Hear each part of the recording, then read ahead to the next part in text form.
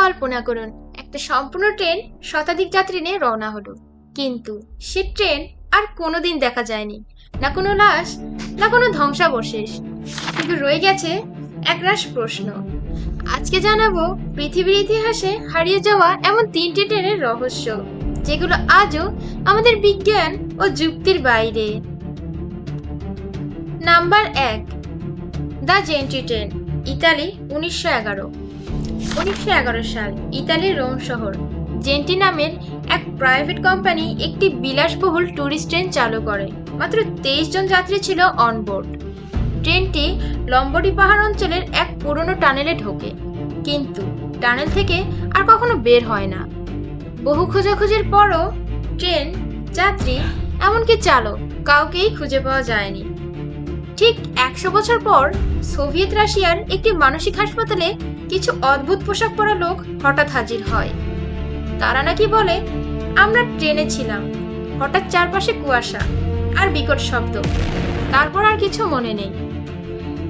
কেউ বিশ্বাস করতে চাননি, কিন্তু এই 23 জনের নাম মিলিয়ে দেখা যায় তারা ঠিক সেই জেন্ট্রি ট্রেনের যাত্রী ছিল। Number 2, Bikaner express, India, 1972।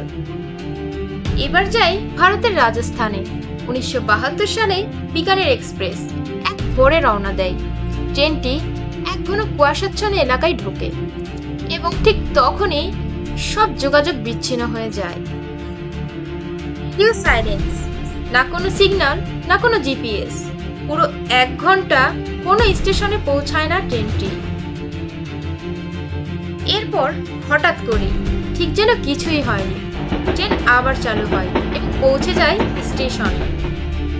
ভাষ্যমতে, আমরা তো মাত্র 5 মিনিটের জন্য ট্রেন থেমেছিল বলে মনে হয়েছিল, কিন্তু চালকের ঘড়ি থেকে কেটে গেছে 1 ঘন্টারও বেশি সময়।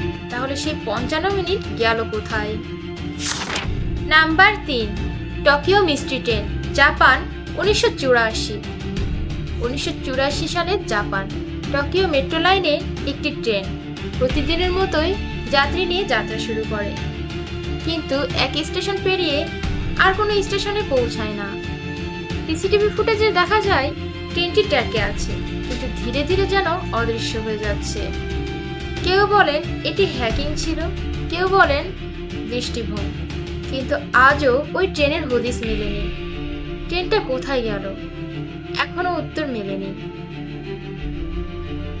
তাহলে এই রহস্যগুলো কি টাইম ট্রাভেল, এলিয়েন, নাকি এমন কোনো শক্তি যা এখনো মানুষের বোধগম্যের বাইরে?